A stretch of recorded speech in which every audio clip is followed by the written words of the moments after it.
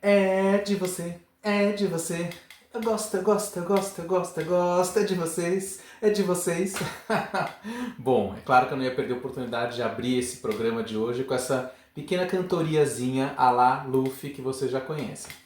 Pois é isso mesmo, minha gente. Eu sou Luffy Steffen, você está no Nafta Luffy e atendendo aos inúmeros pedidos, estamos de volta com os fragmentos. Isso mesmo, retomando a minha já famosa, heróica e mesopotâmica missão de comentar os fragmentos que são depositados mensalmente na plataforma Globoplay.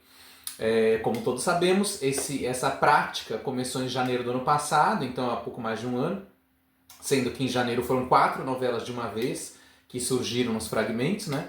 E a partir dali uma por mês, né? E aí eu aqui no canal eu vou comentando conforme a possibilidade, né, de eu conseguir gravar os programas para comentar e conforme eu assisto os fragmentos também, lógico, né? Porque para comentar tem que assistir os fragmentos para valer, né? E na verdade ano passado eu estava até que ficando em dia, mas aí veio aquela turbulência de final de ano e eu não consegui comentar os últimos fragmentos que entraram em 2024, né? Eu assisti na época os fragmentos de Uma Rosa com Amor e Sinhazinha Flor, até porque eu gravei um vídeo no final do ano para o canal do meu amigo e colega Nilson Xavier, onde a gente comentava os 14 primeiros fragmentos que tinham entrado, e Sinhazinha Flor era o 14º, né? Depois ela entrou Carinhoso no final do ano, e esse ano já temos Espelho Mágico e daqui a pouco Memórias de Amor, né? Mas enfim, vamos voltar para onde estávamos. Eu tinha parado no... Qual foi o último que eu comentei? Sem Lenço, Sem Documento, né? E aí agora então vamos comentar os fragmentos que entraram no ar em outubro do ano passado, da novela Uma Rosa com Amor. Por que singelo? Eu batizei esse programa de Os Singelos Fragmentos de Uma Rosa com Amor. Bom, singelos, né? Por que singelos, né? Essa é a primeira palavra que me vem à mente quando eu assisto, né? Quando eu assisti esses fragmentos, né? E aí fui também procurar a tradução dessa palavra nos dicionários da vida, né? Singelo quer dizer o quê? Comum, regular, banal, simples, sem enfeites, sem malícia, ingênuo, tudo isso são características da singeleza, né? A gente até às vezes confunde, né? Meio que se aproxima singelo de simplório, né? Que não é exatamente a mesma coisa. Mas eu acho que simplório também poderia ser, os simplórios fragmentos de Uma Rosa com Amor. Mas eu acho que singelos fica mais bonitinho, né? Então vamos lá, vamos comentar essa novela que até o momento é a coisa mais antiga da Globoplay, né? Porque em termos de novelas, né, produção dramatúrgica, acho que é a mais antiga, né? Porque em termos de novela inteira, a mais antiga que existe lá é o Bem Amado, que é de 73, né? Durante o ano de 73. Primeira novela colorida e tal. E juntando todas que existem, incluindo as que estão entrando em fragmentos, a mais antiga é Uma Rosa com Amor, que estreou em outubro, né, de 72 e ficou no ar até, foi longe, né, acho que até junho de 73, né, uma novela comprida, inclusive para a época, inclusive, para os padrões da época, 220 capítulos, né, mais ou menos isso, para uma novela das 7, né, então foi uma novela extensa, né. Bom, apesar de eu ter simpatizado muito com esses fragmentos singelos, eu acho até bom que só entrou os fragmentos, né? Assim já vê 6 capítulos e fim de papo. Já pensou ter que assistir 220 capítulos de Uma Rosa? Bom, é claro que eu não ia assistir, né? Eu ia fazer o meu famoso mutirão, ver só o começo e o final, né? Mas vamos lá, os fragmentos estão no ar, então vamos comentar. Pois é, e antes de mais nada eu devo dizer que Uma Rosa com Amor é daquelas novelas que eu não tinha memória afetiva nenhuma, né? Quando a novela passou originalmente eu não era nascido, e ela reprisou na TV Mulher, né, em 1980. Bom, teve também uma reprise à tarde, né, logo depois, enquanto a novela estava no ar ainda, em 73, né, na época existia essa prática de começarem reprises das novelas à tarde, quando as novelas ainda estavam no ar, olha a loucura. Mas enfim, na TV Mulher, que foi em 1980, né, existiu esse período, de 80 até acho que 83, existia também esse hábito da TV Mulher exibir reprises de novelas de manhã mesmo, no meio do programa, né? Uma Rosa com Amor foi exibida lá. Eu não tenho certeza, mas tenho a impressão de lembrar de flashes disso, né, quando tá no TV Mulher, de ver alguma coisa, Uma Rosa com Amor, mas assim, uma lembrança muito vaga, né? A abertura já era conhecida, né, porque já passou 500 vezes no vídeo show, todo mundo já conhece a abertura, que é muito bonitinha, uma abertura bem simples, ainda na fase do Ciro Del Nero, né, que era o responsável pelas aberturas da Globo, e nessa época essas aberturas mais rudimentares, né, depois entrou em cena o Hans Donner, né, dando aquele banho de loja nas aberturas. Mas enfim, teve também o remake, né, em 2010 no SBT, com a Carla Marins e o Cláudio Lins fazendo os papéis principais e a Beth Faria fazendo a mãe, né, da Rosa. Eu lembro que minha mãe assistia esse remake, mas eu realmente não vi. Mas vamos ler então, antes de mais nada, o que o Ismael Fernandes falou do Uma Rosa com Amor. Novela de Vicente Sesso, Uma Rosa com Amor. Serafina Rosa Petroni, Marília Pera, secretária, dominada pelos pais Felipe Carone e Lélia Bramo, procura um marido. Ao mesmo tempo, Claude Antoine Geraldi Paulo Goulart, industrial paulista, né, embora com nome francês, né, industrial paulista. É estranho ele escrever isso, né, porque ele é francês, né, industrial paulista. Foi um erro aqui, né? Industrial francês necessita casar para completar negociatas da firma. Porque justamente ele tem que... É uma espécie da coisa do green card, né? Ele tem que casar para ficar no Brasil, senão ele vai perder vários negócios se tiver que ir embora do país. Isso a gente já vê no primeiro capítulo dos fragmentos, esse conflito já é colocado, né? A gente já fica sabendo disso. Um virá preencher as necessidades do outro através de casamento com data de expiração. Mas para atrapalhar os sonhos da pobre secretária e os planos do industrial está a milionária arrogante Nara Paranhos de Vasconcelos. Ioná Magalhães em cena com uma peruca loira. Divertida comédia dirigida por Walter Campos. O parzinho romântico dava lugar a um tipo de amor mais maduro, longe dos belos atores fazendo namoradinhos já conhecidos. Uma perfeita distração que, entre outros atrativos, contou com um sensível trabalho de Grande Otelo, interpretando o velho Pimpinone, que através de suas marionetes contava histórias da vida. Rede Globo, 7 da noite, de 18 de outubro de 72 a 3 de julho de 73. Veja que bastante tempo no ar. Esse livro, inclusive essa edição, aqui no caderno de fotos, eles punham, né, já tem algumas fotos aqui, né, que são famosas também essas fotos, né, o Grande Otelo com a Marília Pera, História, Sonhos e Uma Rosa com Amor, onde Ioná Magalhães voltava à Globo desfilando uma peruca loira. Enfim. Bom, então tá. E daí?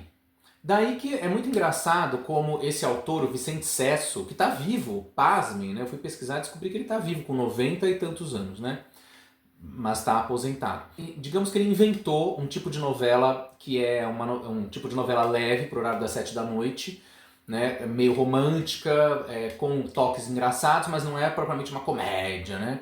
Então, na verdade, o Vicente Sesso, ele é talvez a matriz do que depois vem na sequência o Cassiano Gabus Mendes, né, no tom do horário das 7, e depois, claro, o Silvio de Abreu. E do Silvio de Abreu vai dispersar um pouco tudo isso entre algumas pessoas que vão ocupar o horário das 7, né? Basicamente Carlos Lombardi, Antônio Calmon, e acho que só, nem sei mais quem... E o próprio Miguel Falabella, vamos dizer assim. É que Falabella é mais tributário do Silvio de Abreu mesmo, né? Tem aquela coisa mais escrachada, né? Mais pastelão mesmo, né? O Calmon vai para uma outra linha, mas tem ainda é herdeiro disso. E o Carlos Lombardi também, né? Mas, enfim, vamos falar do Vicente Sesso, então? Vamos.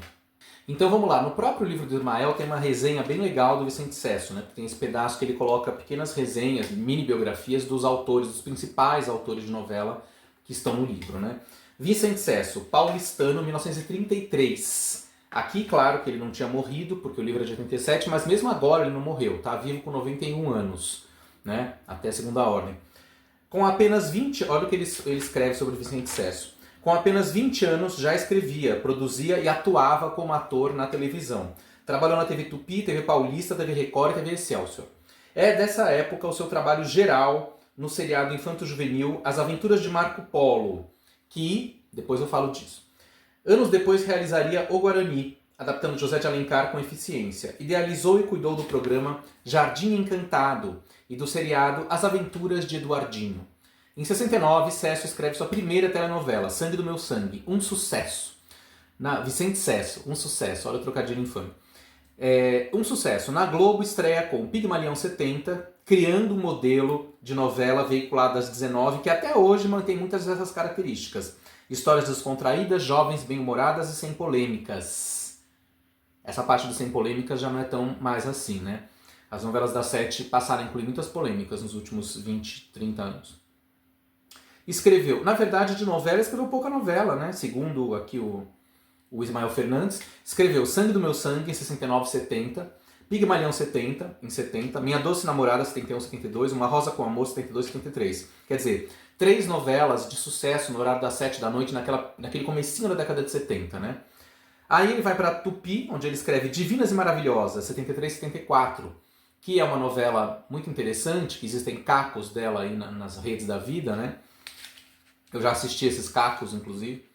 E Cara a Cara, em 79, na Bandeirantes, que também, segundo alguns boatos e comentários, quem sabe a Bandeirantes, a Band, né, lance uma espécie de Band Play e coloque na íntegra novelas, como Cara a Cara. Não sei, saberemos em breve, ou então nunca saberemos. Mas, de qualquer maneira, o interessante da história toda é que o Vicente Sesso, ele é pai adotivo do Marcos Paulo, né?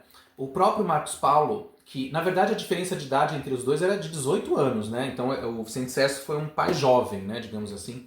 O Marcos Paulo, já falou em depois, o Marcos Paulo também falecido, né? O Vicente Sesso não, mas o Marcos Paulo sim.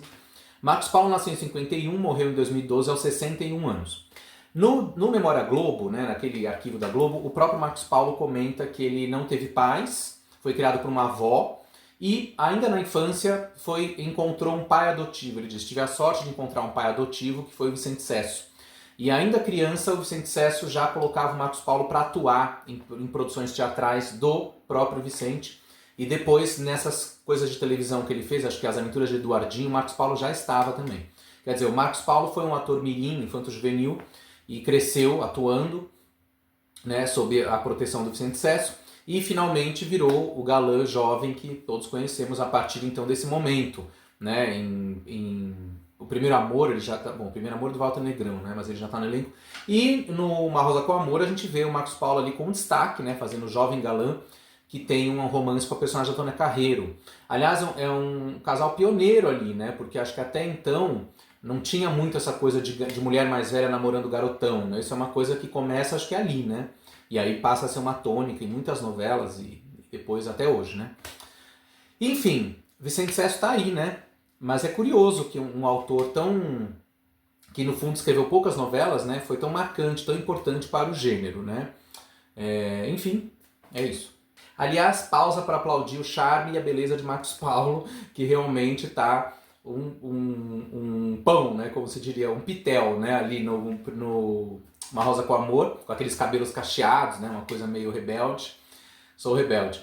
E, aliás, o Marcos Paulo tem aparecido muito belamente em várias coisas que estão surgindo na Globoplay, né, no Grito também, ele está belo, no Corpo a Corpo, que a gente acabou de ver, e sempre com a indefectível cicatriz, né, tem uma cicatriz aqui, não sei qual lado do rosto, que ele tem uma cicatriz, um risco, vocês repararam? Esse risco já está em Uma Rosa com Amor, em Corpo a Corpo, é gritante esse risco. Ou seja, deve ser uma cicatriz da juventude, né? Não sei, da infância, sei lá, que tem um risco no rosto dele, né? Mas enfim, isso não atrapalha. Falando em belos mancebos, o que é o Roberto Pirillo em Uma Rosa com Amor, fazendo o papel do jovem bad boy? Né? Aparentemente parece que o personagem deveria ter uns 25 anos, só que o Roberto Pirillo aparentava uns 30 ali, né? E pior, é filho da Iona Magalhães. Quando ele entrou em cena com ela, chamando de mãe e filho, eu falei, gente, como assim? Né? Porque a Iona Magalhães ela é apenas 12 anos mais velha que o Pirillo na vida real, era, né? Então, e mesmo que essa questão de idade não importa, o que importa é a aparência, ela não, eu acho que ela não convence como mãe dele, ou ele não convence como filho dela, né? Já a atriz que faz a filha da Ioná convence, porque ela tem um look mais lolitinha mesmo, então ali passa, mas ela, mãe do Pirillo, eu achei super estranho, né? Mas na verdade deve ser um problema genético daquela família na novela, porque o Enio Santos, que faz o pai da Ioná, também é 12 ou 13 anos mais velho que a Ioná, né? Então era um problema de família precoce. Bom, e o que eu achei dos fragmentos de Uma Rosa com Amor, além de falar que eles são singelos, que vocês já sabem? Eu achei muito legal, eu gostei de ver aquilo, eu acho que o trabalho de câmera é interessante, né? Essa fotografia em preto e branco, ela me lembra exatamente como aconteceu em A Corrida do Ouro. Eu acho que é uma característica das novelas da Sete da época, né? O tipo de fotografia, de estilo das novelas eram parecidos esteticamente. Então, assim como aconteceu com A Corrida do Ouro, a Corrida do Ouro me lembrou uma coisa de cinema francês, né? Eu até comentei isso nos fragmentos que eu fiz. Na Rosa com Amor também tem um pouco de cinema francês, mas é mais de cinema italiano, talvez porque é inevitável lembrar do cinema italiano por conta de ser uma novela ambientada num bairro de italianos em São Paulo, que é o Bexiga, Bela Vista, e os personagens italianados, naquele cortiço e tal. Então, quer dizer, não tem como não lembrar do cinema italiano, né? Então, assim, eu diria que A Corrida do Ouro me lembrou esteticamente o cinema francês chique dos anos 60 e 70 em preto e branco. E Uma Rosa com Amor, a mesma coisa, só que em relação ao cinema italiano. Né? Agora, tem uma referência que é muito forte no filme, que não é do cinema francês nem do italiano, é do americano mesmo, que é o filme Lily. Né? High Lily, High Low, a música famosa do filme Lily, que é um filme americano de 1953, do diretor Charles Walters, que conta a história de uma menina, né, praticamente uma garota abandonada, né, o papel da Leslie Caron, que vaga sem rumo e que se consola com os dramas da vida junto a uma espécie de teatro de marionetes, né, que falam com ela e passam lições de vida. E aí tem a famosa música, né, que ficou famosa, né, High Lily, High Low. High Lily, High Lily, High Low. Música que foi regravada em 85 no Brasil, no segundo disco do Trem da Alegria, né, ou o primeiro, né, o primeiro na verdade chama Clube da Criança. Mas enfim, o disco do Trem da Alegria, lançado em 85, com Patrícia Marques, Juninho Bill e Luciano Nassim, tem uma música lá que é a versão em português de High Lily, High Low, com a Gal Costa cantando, com o Moreno Veloso, filho do Caetano Veloso e afilhado dela. Né, o Moreno na época tinha 11, 12 anos. Enfim, esse filme, o Lily, ganhou o Oscar de melhor trilha sonora na premiação de 54, há 71 anos.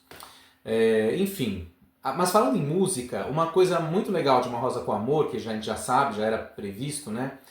Porque também a gente vê em Corrida do Ouro, em Carinhoso também, que eu vou falar depois, né, nos próximos fragmentos, é a presença da trilha internacional, que é muito chique, né, com grandes momentos da música black americana, né?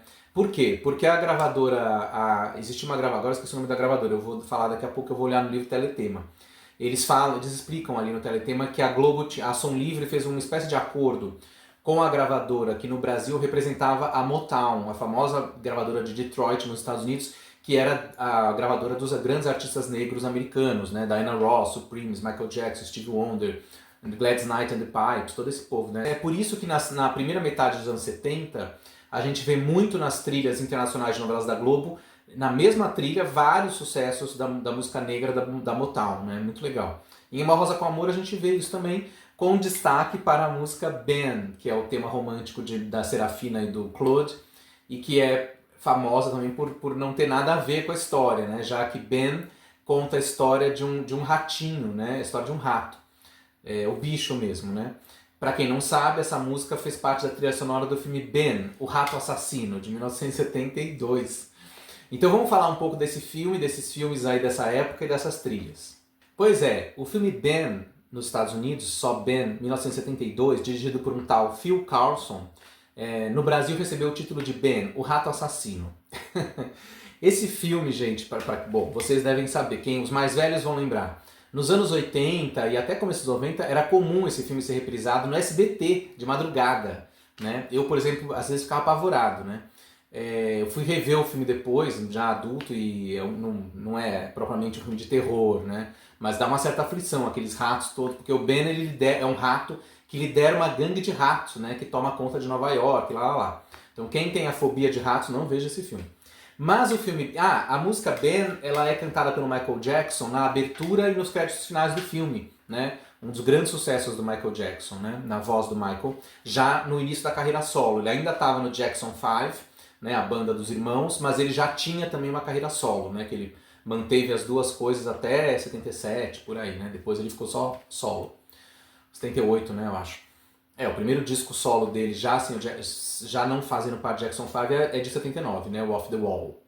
Enfim, então, Ben. Só que o filme Ben, na verdade, ele é continuação de um filme de 71 chamado Willard, que no Brasil recebeu o título de Calafrio, que também é um filme muito reprisado na TV aberta brasileira dos anos 80, né?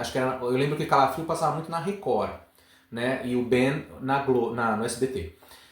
Calafrio conta a história do Willard, é um rapaz meio problemático que cria ratos e aí ele usa esses ratos para fazer coisas para ele, para se vingar de pessoas que, né, enfim, ele é praticamente um psicopata que cria os ratos para que os ratos se vinguem dele em cima de pessoas que fizeram alguma coisa contra ele. Enfim, um rapaz um tanto quanto problemático. O filme é dirigido pelo Daniel Mann, que é um diretor até importante, respeitado, que nos anos 50 e 60 dirigiu filmes importantes como Casa do Chá de Luar de Agosto e Disque Butterfield 8 em 60, que deu o primeiro Oscar de atriz para Elizabeth Taylor. Bom, enfim, tudo isso só para falar que a música Ben está é o tema da Serafina. Mas aqui no livro Teletema, que a gente também sempre saca esse livro para dar uma ajuda aqui nos nossos comentários, né? Eu já falei que esse livro é muito importante, eles conseguem fazer um rastreamento muito bacana das músicas. E aí eles põem aqui, ó, Ben, balada sentimental gravada por Michael Jackson para a trilha de um filme homônimo de horror trash, no qual Ben é um rato que lidera uma gangue de roedores assassinos.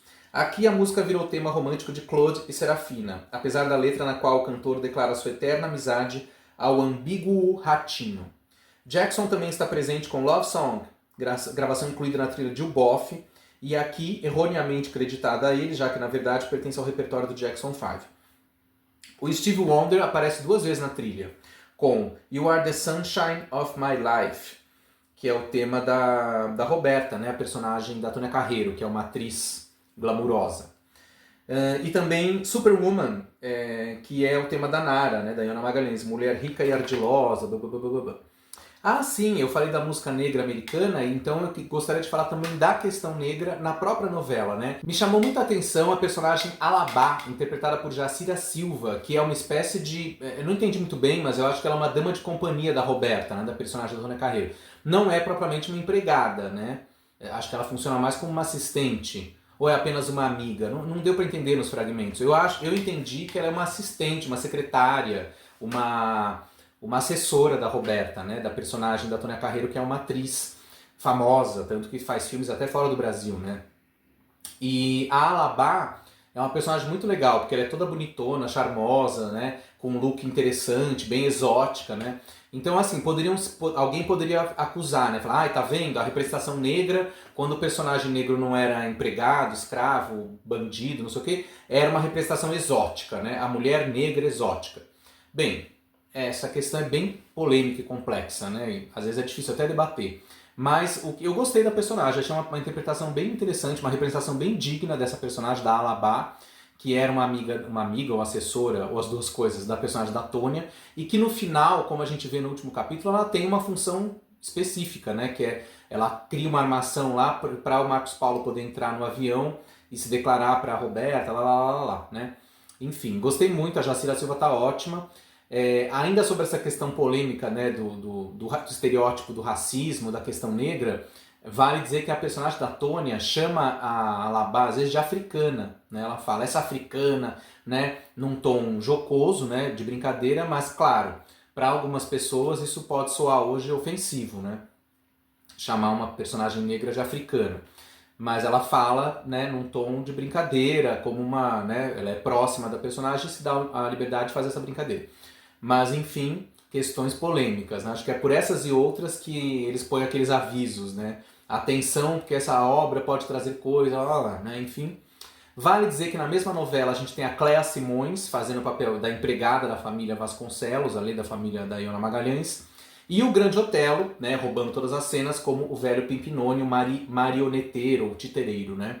Aliás, sobre a Cléa Simões, vale dizer também que no Silêncio Sem Documento ela aparece, né? Ela também está nos fragmentos de Silêncio Sem Documento, e era uma atriz bem simpática, já falecida, que tinha esse estereótipo, né, do que se fala muito hoje também nessas questões de análise de personagens negros, sobre a personagem meme, né? O que é uma meme? É essa empregada negra, geralmente gorda, que é uma mãezona, né, que cuida dos filhos da família rica, né? Que cria os filhos, e a gente vê muito isso em filmes de fazenda, filmes de escravos nos Estados Unidos, e em novelas muitas vezes.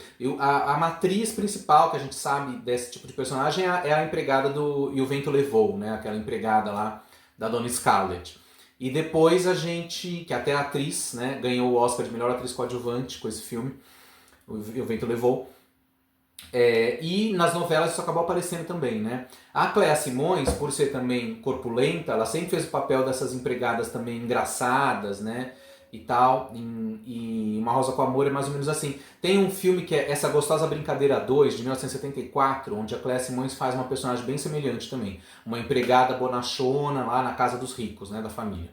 Ela é empregada da Lídia Matos no filme. Mas enfim, voltando ao Grande Otelo, que eu queria falar, o personagem dele é fantástico, né, muito legal. Inclusive é muito bonito ver ele fechando a novela, né. termina com ele, com aquele discurso, com uma fala na igreja, lá numa rosa com amor, não sei o que lá. Muito bonito, né, aquele momento, né. Aliás, o final foi muito emocionante, né. E singelo, como são os fragmentos de uma rosa com amor. Aliás, destacando também outros atores da novela, é muito legal ver esses atores, a maioria deles já falecidos, né, e fazendo esses papéis de uma forma tão interessante, né? Então é muito bom ver o Paulo Goulart ali fazendo o papel principal, Lélia Abramo e Felipe Caroni fazendo os pais da Serafina. Quem mais que eu gostei? Tamara Taxman, que aparece ali no papel pequeno. Henriqueta Brieba, que é uma atriz impagável, né? Aliás, aquela cena do almoço, né? Que ela tá comendo sem parar, que eles ficam comendo, é muito engraçada também, né? Quem mais que me chamou a atenção ali? Tamara Taxman, Henriqueta Brieba, o próprio Ari Fontoura, fazendo um personagem fanho, né? Um personagem que tem um problema de fala. Enfim, tem uns personagens ótimos ali naquele núcleo da vila. E essa cena do almoço é muito engraçada, né? E me lembra um pouco também o que o Silvio de Abreu, como eu já disse, faria depois em algumas novelas, quando mostra esse momento da vila, esses personagens pobres, né? Ou digamos, sem estirpe, né? Essa coisa italianada de São Paulo, né? Aliás, eles moram num cortiço ali, né? Não deixa de ser inspiração para o Silvio de Abreu em Sassaricando. E a própria vila de Cambalacho, novela que o Silvio fez antes de Sassaricando, não é um cortiço, é uma vila, né, na zona norte de São Paulo, em Santana, que é ambientado ali, mas tem um pouco esse pique, né, do cortiço de Uma Rosa com Amor. Agora, em Sassaricando, aí ele vai pro cortiço mesmo, né, o cortição ali. Ah, tem outras atrizes maravilhosas que a gente poderia citar nesse elenco. A Moná Delassie também fazendo uma das mulheres ali daquela região, da parte brega da história. Heloísa Helena, e a Rosita Tomás Lopes, sempre maravilhosa, fazendo papéis de Granfinas, e nesse caso ela tá no limite, né, porque é uma personagem americana, né, que fala inclusive com sotaque, né. Enfim, adorei ver esse pessoal todo, mas por último vamos falar da Marília Pêra, né, que afinal é a grande protagonista, é a grande estrela da novela.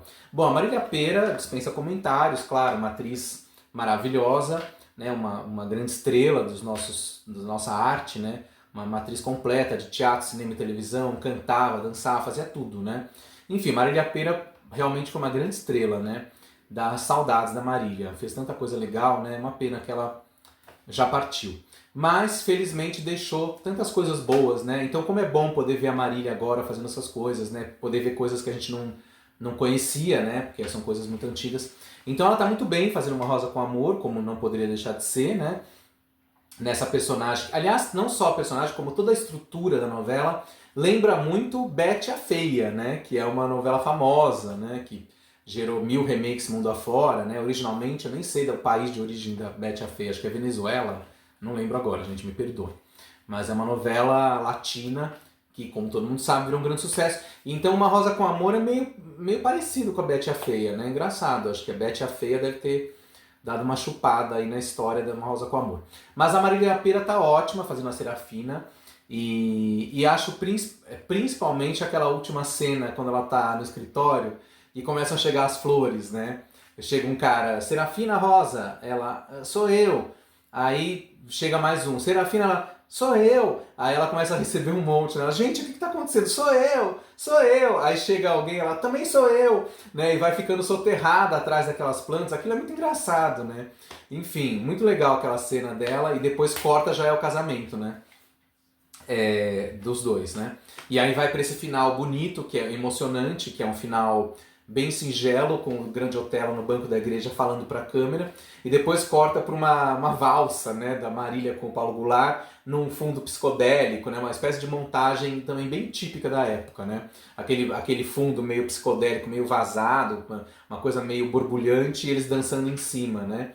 Enfim, é bem rústico, bem tosco, mas é o padrão da época, né, gente? Por isso que eu disse que é singelo. Hoje jamais seria assim, né? As novelas são tão superproduções, né? Mas Uma Rosa com Amor era uma novela simples, né? Humilde e singela, e que, no entanto, marcou a época, teve tudo a ver, né? Então é isso, muito bacana de assistir os singelos fragmentos de Uma Rosa com Amor. Até a próxima! Voltamos em breve com mais fragmentos, comentando os fragmentos de Sinhazinha Flor. Me aguardem. Por enquanto, vamos terminar sorridentes com Uma Rosa com Amor. Se inscrevam no canal, acompanhem, etc, etc, etc. Tá bom? Até a próxima. E não se esqueçam, é de você, Eu gosto, eu gosto, eu gosto, eu gosto, eu gosto, é de você, é de você. Eu gosto, eu gosto, eu gosto que vocês assistam meu canal. Aí ficou infame isso, né?